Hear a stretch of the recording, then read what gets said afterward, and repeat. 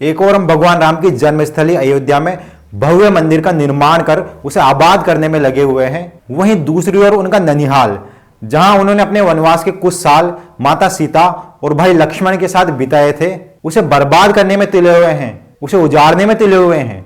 जी हां दोस्तों, मैं बात कर रहा हूं महानदी की सहायक नदी हसदेव के किनारे बसे हुए हसदेव जंगल के बारे में, जहां भगवान राम ने अपने वनवास के कुछ साल बिताए थे। छत्तीसगढ़ राज्य में मौजूद यह हसदेव जंगल करीब 1,70,000 हेक्टेयर क्षेत्र में फैला हुआ है। कई सालों से यह जगह आदिवासियों और हाथियों की वजह से जानी जाती है। यहाँ आदिवासियों की कई सारी जनजातियां रहती है जो जंगल में ही रहती है और इसी के ऊपर डिपेंडेंट रहकर अपनी जिंदगी जीती है। वो इसी जंगल को अपना भगवान और जंगल में रहने वाले जीव जंतुओं को अपना परिवार का सदस्य मानते हैं। ये सदियों से इसी तरह शांतिपूर्ण अपनी जिंदगी जीते आ रहे थे, लेकिन बीते कुछ सालों से हसदेव जंगल सुर्खियों में बना हुआ है, क्योंकि जब से वैज्ञानिकों ने यह घोषणा की कि इस जंगल के नीचे करीब 5 अरब टन कोयला की भंडार है, तभी से सभी उद्योगपतियों की निगाह इस जंगल पर आ पड़ी। और जब यहाँ रहने वाले आदिवासियों को लगा कि हमारा अस्तित्व खतरे में आ सकता है, तो उन्होंने इसके खिलाफ आवाज उठाई और इसी को ध्यान में रखते हुए वन, पर्यावरण और जलवायु मंत्रालय ने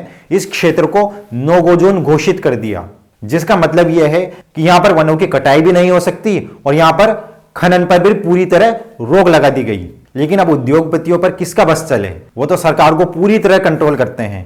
तो सरकार की ये रोक कुछ ही सालों तक जारी रही और कुछ साल बाद सरकार ने यहाँ पर खनन करने के लिए परमिशन दे दी। तो प्लान ये है कि इस जंगल को उजाड़कर यहाँ से कोयला निकाल लिया जाएगा और उसे राजस्थान में ट्रांसफर कर दिया जाएगा, जहां पर बिजली बनाई जाएगी। और इसके लिए अनुमान है कि इस जंगल के करीब 8 से 9 लाख पेड़ काटे जाएंगे। आप सोच सकते हैं कि ये कितना बड़ा आंकड़ा है। और इसी बिहार पर साल 2022 में 43 हेक्टेयर जंगल को तबाह कर दिया गया और साल 2023 में तो यह आंकड़ा और भी ज्यादा बढ़ गया और करीब 91 हेक्टेयर जंगल बर्बाद हो गया। और इन 2 सालों में करीब 40,000 पेड़ कट चुके हैं। तो आप समझ सकते हैं कि बर्बादी का यह आलम किस स्पीड से चल रहा है और इसी वजह से यहां रहने वाले आदिवासियों को इससे काफी परेशानी हो रही है और उन्हें जबरदस्ती उनकी जमीन से खदेड़ा जा रहा है, जबरदस्ती उनकी जमीन पर कब्जा किया जा रहा है और उन्हें बाहर विस्थापित करने के लिए मजबूर किया जा रहा है। और अगर मान लीजिए कोई आदिवासी उनके रास्ते में आता है तो उनके घरों को तोड़ दिया जाता है, उनके खेतों को तबाह कर दिया जाता है। यानी जब उन्होंने ये तय कर लिया कि जंगल को तबाह करना है तो करना है। अब कोई भी उनके रास्ते में आए, उनको कुछ भी मंजूर नहीं है, वो हर किसी को रास्ते से हटा देंगे। अब चाहे इस रास्ते में वन्य जीव आए या पशु पक्षी, वो किसी को भी नहीं छोड़ने वाले। और इसी वजह से कई सारे वन्य जीव बेघर हो चुके हैं और वो इधर उधर भटक रहे हैं। खास तौर पर हाथी, क्योंकि ये क्षेत्र हाथियों के लिए जाना जाता है, तो हाथी आसपास के इलाकों में भाग रहे हैं, अपना इलाका छोड़ रहे हैं और कुछ जगह तो वो आसपास के गांवों और शहरों में भी घुस चुके हैं और वहां पर तबाही मचा रहे हैं। तो कई बार हम इन जानवरों पर गुस्सा कर लेते हैं कि देखो ये जानवर हमारे खेतों में घुस रहे हैं और हमारी फसल को उजाड़ रहे हैं, बर्बाद कर रहे हैं, हम पर हमला कर रहे हैं। तो आप एक बार ये भी तो देखिए कि इसकी वजह कौन है। इसकी वजह है हमारा लालच, वही हमसे ये काम करवा रहा है। और इसी को लेकर आदिवासी कई सालों से अपना आंदोलन छेड़े हुए हैं और उनकी ये मांग है कि वो किसी भी कीमत पर अपनी जमीन को छोड़ने के लिए तैयार नहीं है। इस खनन पर तत्काल रूप से रोक लगाई जाए। लेकिन अब सरकार है, सरकार के आगे किसका बस चले। तो सरकार ने वहां पर सेना की छावनी बना रखी है, वहां पुलिस और आर्मी को तैनात कर दिया गया है ताकि खनन के बीच में कोई भी रुकावट नहीं आए और अगर कोई रुकावट आती है तो उसे तत्काल रूप से रोका जाए। यानी उन्हें हर हाल में खनन जारी रखना है। इसे देखकर मुझे अंग्रेजों का वो जमाना याद आता है जब लोगों से जबरदस्ती उनकी जमीन छीनी जाती थी और उनकी संपत्तियां जब्त कर ली जाती थी। चाहे वो कितना भी विरोध करे, उनकी कोई भी बात सुनी नहीं जाती थी। सिर्फ अंग्रेज जो कह देते थे वही फाइनल होता था। तो आज इस कंडीशन को देखकर मुझे वही चीज याद आ रही है। लेकिन फिर भी बेचारे आदिवासी अपने आंदोलन में लगे हुए हैं और पूरी कोशिश कर रहे हैं कि उन्हें न्याय मिल सके। हालांकि दुख की बात यह है कि आदिवासियों को उनके अलावा और किसी का सपोर्ट मिल ही नहीं रहा। लोगों को तो इससे कोई मतलब ही नहीं है। तभी तो आप लोग खुद भी देखते होंगे कि इस मुद्दे पर कोई बात ही नहीं कर रहा, टीवी में इस पर कोई डिबेट ही नहीं कर रहा। यानी एक तौर से कह सकते हैं कि लोग पूरी तरह मतलबी बन चुके हैं। उन्हें सिर्फ अपने से मतलब है, उन्हें अपनी जिंदगी जीनी है। हाँ, अगर उनकी जिंदगी में कोई प्रॉब्लम आ जाए तब फिर वो कोई आंदोलन करेंगे और फिर लोगों से उम्मीद करेंगे कि वो भी उस पर सपोर्ट करें। अरे आप लोग ये भी तो देखो, अगर जंगल ही नहीं रहेगा तो हम कैसे रहेंगे? क्या प्रकृति के बिना हमारा कोई अस्तित्व है? हालांकि इसी बीच कांग्रेस के नेता राहुल गांधी आदिवासियों से जाकर मिले और उनको आश्वासन दिया कि वो उनके साथ है। और इसको लेकर बीजेपी का कहना है कि देखो हम इस बारे में कुछ कर ही नहीं सकते, क्योंकि ये जो भी हो रहा है इसकी पूरी वजह कांग्रेस सरकार है, क्योंकि इसी ने उस पर परमिशन दी थी। अरे भाई ठीक है, अगर कांग्रेस ने परमिशन दी थी तो क्या तुम उस परमिशन को रद्द नहीं कर सकते? तुम क्यों उस पर रोक नहीं लगा सकते? तो फिर क्यों ये सरकारें आपस में एक दूसरे पर इल्जाम लगा रही है और बचने की कोशिश कर रही है?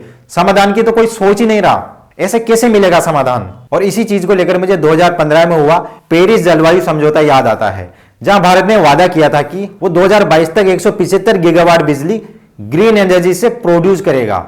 लेकिन क्या हुआ उस वादे का? वो वादा तो एकदम खोखला निकला, क्योंकि 2022 निकल चुका है और हम सिर्फ 97 गीगावाट को ही छू पाए हैं। सारे के सारे वादे ताक पर रखे रह गए, क्योंकि हमने सोच रखा है ना कि हमें मेहनत करने की क्या जरूरत है। ग्रीन एनर्जी में अगर हम इन्वेस्टमेंट करेंगे तो कितना सारा खर्च आएगा।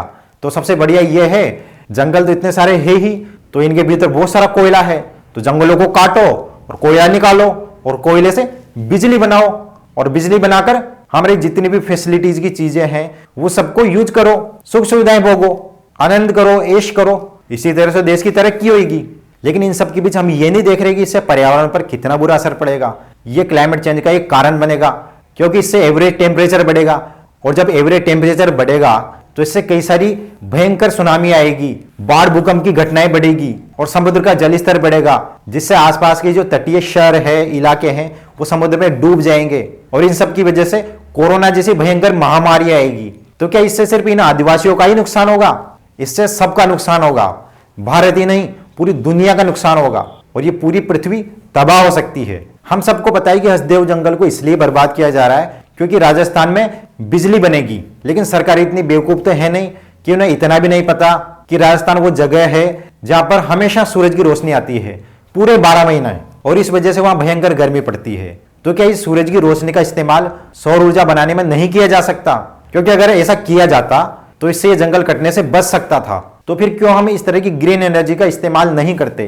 क्योंकि अगर ऐसा करें तो ये जंगल कटने से बच सकता है। या फिर हमने यही ठान लिया कि नहीं, हमको तो प्रकृति को ही तबाह करना है, उससे ही सब कुछ लेना है, और जब कोई ग्लोबल मीटिंग होगी तो उसमें बड़े बड़े वादे कर देंगे, बड़े बड़े दावे कर देंगे कि हम ये करेंगे, हम वो करेंगे, और करेंगे कुछ भी नहीं। अरे भाई, कब तक हम इस कोयले, हीरे जवाहरात, सोना चांदी, लोहा, इस तरह की धातुओं के लिए, खनिज लवणों के लिए, पेट्रोल डीजल जैसे पदार्थों के लिए, लकड़ियों के लिए जंगलों को बर्बाद करते रहेंगे, पहाड़ों को उड़ाते रहेंगे, और हमारी फैसिलिटीज के लिए, हमारी सुख सुविधाओं के लिए इन नदियों पर लिमिट से ज्यादा बांध बनाते रहेंगे, पहाड़ों में सुरंग बनाकर उन्हें कमजोर करते रहेंगे, नदियों में कचरा और केमिकल डाल के उन्हें नाले बनाते रहेंगे, और हमारे स्वाद के लिए इन बेजुबान जानवरों को मारते रहेंगे।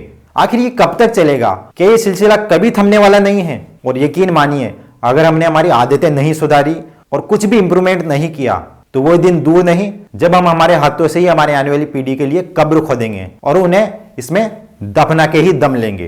दोस्तों, अगर आपको भी लगता है कि जो हसदेव जंगल की कटाई हो रही है वो रुकनी चाहिए, तो ये हम सब की जिम्मेदारी है कि हम सब मिलकर इन आदिवासियों की इस आंदोलन को सपोर्ट करें और सरकार के ऊपर दबाव बनाएं कि वो अपना निर्णय वापस ले ले और इस खनन पर पूरी तरह रोक लगा दे। आप अपने दोस्तों, रिश्तेदारों, परिजनों तक इस वीडियो को ज्यादा से ज्यादा शेयर करें और सभी को इस आंदोलन में जुड़ने के लिए प्रेरित करें।